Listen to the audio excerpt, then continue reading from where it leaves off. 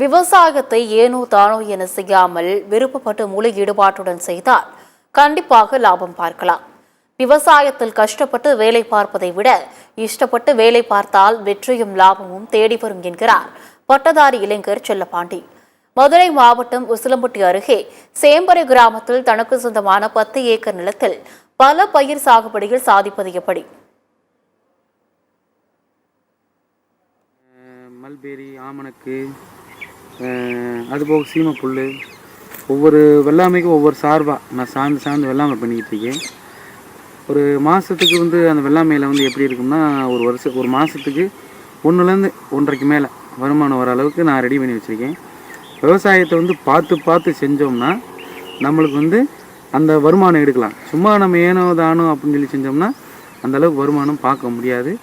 நான் படித்து பட்டதாரி தான். நான் ஒரு டிப்ளமோ முடித்து இன்ஜினியரிங் படிச்சிருக்கேன். எனக்கு என்னன்னா விவசாயத்தில் ஆர்வமாக இருக்கிற வாசி தான். ஒவ்வொரு விவசாயமாக பார்த்து பண்ணுறது. இது மட்டும் இல்லாமல் நான் மல்லிகைப்பூவும் பண்ணிகிட்ருக்கேன்.